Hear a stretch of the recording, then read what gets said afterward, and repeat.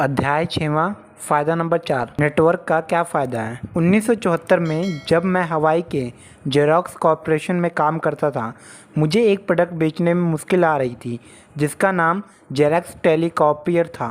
मुझे टेलीकॉपियर बेचने में मुश्किल इसलिए आ रही थी क्योंकि यह एक नया आविष्कार था। ना सिर्फ ये तुलनात्मक रूप से नया प्रोडक्ट था, बल्कि आमतौर पर पूछा जाने वाला पहला सवाल यह होता था, अच्छा यह और किसके किसके पास है। दूसरे शब्दों में, टेलीकॉपियर का तब तक कोई मूल्य नहीं था जब तक टेलीकॉपियर दूसरे लोगों के पास नहीं हो, यानी दूसरे टेलीकॉपियर का नेटवर्क। आज ज़्यादातर लोगों ने टेलीकॉपियर का नाम नहीं सुना होगा, परंतु अधिकतर लोगों ने फैक्स मशीन का नाम ज़रूर सुना होगा। ज़्यादा लोगों ने इस नई फैक्स मशीन का इस्तेमाल करना शुरू कर दिया तो टेलीकॉपियर का लाभ बढ़ गया और इन्हें बेचना काफ़ी आसान हो गया। मैंने इन नई मशीनों को बेचने में 4 सालों तक संघर्ष किया और ये समझने में बहुत समय लगा कि यह क्या था और कोई कंपनी इसका प्रयोग किस तरह कर सकती है। आज यह मशीन हर बिजनेस और बहुत से घरों में है। आज घंटों तक कैलिफोर्निया के लाभ समझाने या समझने की कोशिश करने के बजाय लोग सिर्फ अपनी पसंद का मॉडल चुनते हैं। बहुत कम स्पष्टीकरण की आवश्यकता होती है, सिर्फ इतना बताना पड़ता है कि मशीन का प्रयोग किस तरह किया जाता है। इस चर्चा का सार यह है कि टेलीकॉपियर या फैक्स मशीन का मूल्य तब बढ़ा जब टेलीकॉपियर का नेटवर्क बन गया। इसलिए ये अध्याय नेटवर्क की शक्ति या उसके लाभ के बारे में है। मेटकाफ का नियम। रॉबर्ट मेटकाफ उन लोगों में से एक है जिन्होंने ईथरनेट की रचना का श्रेय दिया जाता है। उन्होंने हाल में प्रायोगिक कंपनी 3Com की स्थापना की है। उन्हें मेटकाफ का नियम को परिभाषित करने का श्रेय भी दिया जाता है, जो इस तरह है, किसी नेटवर्क का आर्थिक मूल्य इक्वल टू प्रयोग करने वालों की संख्या स्क्वायर। सामान्य शब्दों में मेटकाफ के नियम को हम इस तरह स्पष्ट कर सकते हैं, अगर दुनिया में केवल एक टेलीफोन हो तो इस अकेले फ़ोन का दरअसल कोई आर्थिक मूल्य नहीं होगा। जिस क्षण 2 टेलीफोन होंगे, मेटकाफ के नियम के अनुसार टेलीफोन नेटवर्क के आर्थिक मूल्य का वर्ग हो जाएगा। अब नेटवर्क का आर्थिक मूल्य 0 से 4 हो जाएगा। तीसरे फ़ोन के आ जाने पर नेटवर्क का आर्थिक मूल्य बढ़कर 9 हो जाएगा। दूसरे शब्दों में, किसी नेटवर्क का आर्थिक मूल्य अंकगणित के हिसाब से नहीं बल्कि घातकों में बढ़ता है। गोल्डन लाइन, नेटवर्क का आर्थिक मूल्य अंकगणित के हिसाब से नहीं बल्कि घातकों में बढ़ता है। जॉन वेन टाइप का बिजनेसमैन। मेरे पिताजी की पीढ़ी में जॉन वेन सफलता का रोल मॉडल था। जॉन वेन उस कठोर व्यक्ति का प्रतिनिधित्व करता था जिससे काम करने के लिए किसी के सहयोग की आवश्यकता नहीं थी। यहाँ तक कि जॉन वेन महिलाओं के साथ भी मैं टार्जन तुम जैन जैसी व्यवहार करता था, जो उसके संबंध का प्रतिबिंब था। इस दौर में टेलीविज़न कार्यक्रम में लीव इट टू बीबर जैसे कार्यक्रम आते थे, जिसमें वार्ड किलर काम पर जाते थे और जून किलवर घर पर कर्तव्यनिष्ठ पत्नी की तरह उसका इंतजार करती है, खाना बनाती है और साफ सफाई करती है, जब तक कि उसके सपनों का शहजादा यानी उसका पति तनख्वाह लेकर घर नहीं लौटता। हालांकि 1950 के दशक की फिल्मों और टेलीविज़न कार्यक्रमों की कई चीज़ बदल गई है, परंतु उस युग के कई पुराने बिजनेस विचार आज भी मौजूद हैं। अब भी मैं लोगों को यह कहते हुए सुनता हूँ, मैं बिज़नेस करने जा रहा हूँ और मैं इसे अकेले अपने दम पर करूँगा। मेरी राय में अपने दम पर काम करने का विचार जॉन वेन की तरह बिजनेस करने का विचार है। मैंने पहले ही उल्लेखन कर दिया है कि जब अधिकतर लोग कहते हैं कि वे अपने दम पर बिजनेस करने जा रहे हैं, तो वो अक्सर ई कोऑर्डिनेट से बी कोऑर्डिनेट में जाने के बजाय एस कोऑर्डिनेट में पहुंच जाते हैं। आज एस कोऑर्डिनेट जॉन वेन जैसे अपरिष्कृत लोगों से भरा पड़ा है। फ्रेंचाइजी एक नेटवर्क है। 1950 के दशक में एक नए किस्म का बिजनेस मॉडल उभरने लगा जिसे फ्रेंचाइजीज का नाम दिया जाता है। फ्रेंचाइजीज की दुनिया में अधिकतर प्रसिद्ध नामों में मैकडॉनल्ड, वेडी इत्यादि है। आज फ्रेंचाइजी लोकप्रिय है, परंतु 1950 में कई पुरानी विचारधारा में बिजनेसमैन, जो जॉन वेन टाइप के बिजनेसमैन थे, फ्रेंचाइजी की आलोचना करते थे। कुछ तो उन्हें गैर कानूनी भी कहते थे। आज मैं दुनिया में जहां भी जाता हूं, मैकडॉनल्ड जैसे प्रसिद्ध फ्रेंचाइजी मुझे बीजिंग, दक्षिणी अफ्रीका और भी बहुत से सुदूर स्तरों पर दिख जाते हैं। आज दुनिया ने फ्रेंचाइजी को अपना लिया है। सीधे सीधे कहा जाए तो फ्रेंचाइजी एक तरह का बिजनेस नेटवर्क है, एक ऐसा नेटवर्क जिसमें बहुत से मालिक होते हैं परंतु वे इकट्ठे काम करते हैं। आज हम सभी जानते हैं कि मैकडॉनल्ड के फ्रेंचाइजी के मालिक के पास उस अपरिकृत व्यक्ति की तुलना से अधिक शक्ति होता है जो अपना खुद का होम बर्गर स्टैंड शुरू करता है। अगर मैकडॉनल्ड्स उस अप्राकृतिक व्यक्ति के स्वतंत्र होम बर्गर स्टैंड के पास हो तो इस बात की संभावना है कि अप्राकृतिक आदमी का बिजनेस जल्दी ही चौपट हो जाएगा। भले ही जॉन वेन बेहतरीन होम बर्गर बना सकता हो, नया फ्रेंचाइजी तब तक बहुत लाभदायक नहीं होता जब तक इसकी तरह के बहुत से फ्रेंचाइजी नहीं हो। मुझे पहले मेल बॉक्सेस एक्सेट्रा याद है और मुझे हैरत होती थी कि यह क्या बला है। अचानक कंपनी ने बहुत सारे फ्रेंचाइजीज खोलकर विस्फोटक विकास दर हासिल कर ली। यह स्टारबक्स के बारे में सही है। बरसों पहले मैंने इस अजीब से नाम वाली छोटी सी कंपनी के बारे में सुना जो सिएटल में कॉफ़ी की गाड़ियाँ चलाती थी। आज मैं जहाँ भी जाता हूँ मुझे स्टारबक्स दिख जाता है। न्यूयॉर्क में तो ऐसा लगता है जैसे स्टारबक्स हर चौराहे पर है। हालांकि यह अविश्वसनीय वृद्धि मूल रूप से कंपनी में स्टोर्स के द्वारा संभव हुई है, फ्रेंचाइजी के द्वारा नहीं। परंतु मैककॉफ के नियम के काम करने का यह एक और उदाहरण है। मेरे पड़ोस में एक छोटी पैकेजिंग और मॉल शॉप है जो सालों से बिजनेस में थी, परंतु जब मेल बॉक्सेस एक्सेट्रा का फ्रेंचाइजी उसी शॉपिंग सेंटर में खुला तो उसका धंधा चौपट हो गया। कॉफ़ी की छोटी दुकान चलाने वालों के साथ भी यही हुआ। कॉफ़ी की छोटी दुकान बिजनेस के बाहर हो गई और स्टारबक्स से हार गई। हालांकि कॉफ़ी की छोटी दुकान पर बहुत बढ़िया कॉफ़ी मिलती थी।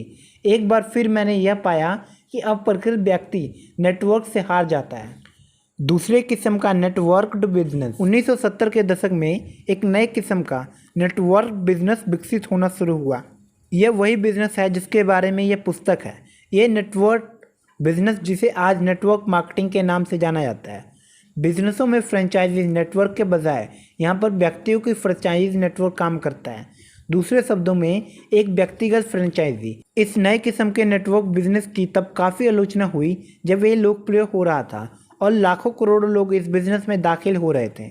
इस बिज़नेस की आज भी आलोचना हो रही है, परंतु इस आलोचना के बावजूद नेटवर्क मार्केटिंग उद्योग फ्रेंचाइजी और पारंपरिक बड़े उद्योगों की तुलना में ज़्यादा तेज़ी से बढ़ रहा है। अधिकतर लोग नेटवर्क मार्केटिंग की तीव्र विकास को इसलिए नहीं देख पाते क्योंकि नेटवर्क मार्केटिंग ज़्यादा मामलों में एक अदृश्य बिजनेस है। मैकडॉनल्ड्स या स्टारबक्स के विज्ञापक चिल्लाकर अपना नाम बताते हैं, जबकि ज़्यादातर नेटवर्क मार्केटिंग फ्रेंचाइजी घर या छोटे ऑफिस में अपना काम करते हैं। इससे भी बड़ी बात यह है कि कई सफल नेटवर्क मार्केटिंग फ्रेंचाइजी अधिकतर फ्रेंचाइजियों से बहुत ज़्यादा पैसे कमाते हैं। अब बड़ा बिजनेस नेटवर्क मार्केटिंग बिजनेस में है। यह पुस्तक की शुरुआत में मैंने कुछ प्रोडक्ट्स या सेवाओं की सूची बताई थी जो नेटवर्क मार्केटिंग के वित्तीय तंत्र द्वारा प्रदान किए जाते हैं।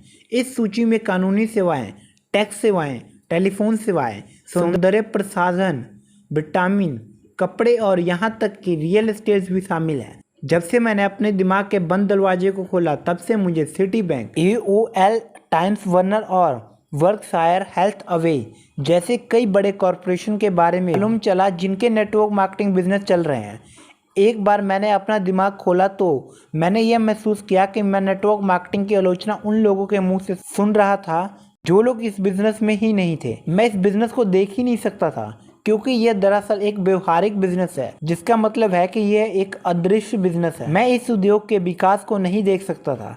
मैं पुरानी शैली के बिजनेसमैनों या जॉन बेन टाइप के बिजनेसमैनों की शिकायतें ही सुन सकता था। यह उद्योग मैटकाफ के नियम से निहित शक्ति की वजह से लगातार बढ़ रहा है। मैटकाफ के नियम की शक्ति का दोहन करें। नेटवर्क मार्केटिंग के साथ बढ़िया बात यह है कि इसमें मैटकाफ के नियम की शक्ति को आम लोगों यानी आपके और मेरे जैसे लोगों के लिए उपलब्ध करवा दिया है, परंतु आपके इस नियम को पालना करना होगा। अगर आप नियम के सिद्धांत का अनुसरण करेंगे तो यह नेटवर्क मार्केटिंग कंपनी में शामिल होने से ही एक अच्छी शुरुआत हो जाएगी, परंतु सिर्फ शामिल होने से आप इसकी शक्ति का दोहन करने में समर्थ नहीं हो जाएंगे। यह वैसे ही बात है कि आप एक टेलीफोन खरीद लें परंतु पूरी दुनिया में सिर्फ आपके ही पास टेलीफोन हो। गोल्डन लाइन, शक्ति के दोहन के लिए आपको अपने डुप्लीकेट्स यानी आपकी तरह ही किसी व्यक्ति को खोजना होगा। शक्ति के दहन के लिए आपको अपने डुप्लीकेट यानी अपने ही तरह किसी व्यक्ति को खोजना होगा। जिस पल आप 1 से 2 हो जाते हैं आपका आर्थिक मूल्य घात के हिसाब से बढ़ जाता है। अब आपके नेटवर्क का मूल्य 0 से बढ़कर 4 हो चुका है। जिस पल ही आप 3 हो जाते हैं आपके नेटवर्क का आर्थिक मूल्य 4 से बढ़कर 9 हो जाता है। अगर आपके द्वारा लाए गए दोनों लोगों 2 और लोगों को नेटवर्क में शामिल कर लेते हैं तो आपका नेटवर्क का आर्थिक मूल्य ऐसे रॉकेट की तरह दिखने लगेगा जो चांद की तरह उड़ने वाला हो। अंकगणित के मान से कड़ी मेहनत करने के बजाय आपको आर्थिक मूल्य घातकों में बढ़ना हो, यही नेटवर्क बिजनेस की शक्ति और लाभ है। इस बात काफ़ी संभावना है कि समय के साथ एक सफल नेटवर्कर डॉक्टरों, वकीलों, अकाउंटेंट्स जैसे प्रोफेशनल लोग और अन्य अप्रकृत लोगों की तुलना से ज़्यादा पैसे कमा सकेंगे। इस अंतर और शक्ति को मेटक्राफ्ट के नियम द्वारा समझाया गया है, जो नेटवर्क मार्केटिंग बिजनेस का एक बहुत महत्वपूर्ण लाभ है। पूर्व के अध्ययन में मैंने नए दोस्तों के लाभ के बारे में चर्चा की थी। आप थोड़े समय का निवेश करें और उन्हें पहले कैश फ्लो कोऑर्डिनेट के बारे में समझाएं और उनसे पूछें कि वो किस कोऑर्डिनेट में अपने समय को निवेश करना चाहेंगे। इसके बाद अगर आप उन्हें मेटक्राफ्ट के नियम की शक्ति समझाएंगे तो मेरा विश्वास है कि सामने वाला व्यक्ति आपके द्वारा प्रस्तुति बिजनेस अवसर के बारे में ज़्यादा पॉजिटिव होगा।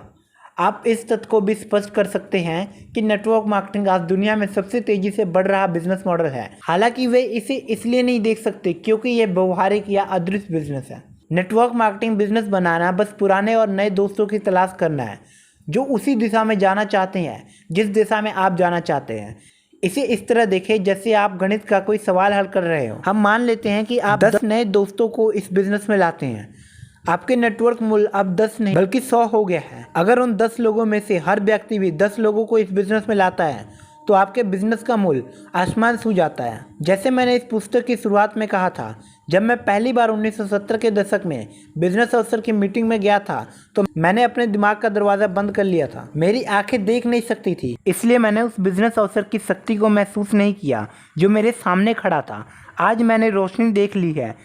अगर मुझे एक बार फिर से शुरू करने का मौका मिले तो मैं पुरानी शैली का बिजनेस बनाने के बजाय नेटवर्क मार्केटिंग बिजनेस बनाना शुरू करूंगा। कम लागत का एक बेहतर विचार। नेटवर्क मार्केटिंग बिजनेस बनाने के बजाय पुरानी शैली के बिजनेस बनाने में लाखों डॉलर खर्च किए गए और कई बार लाखों डॉलर गंवाए।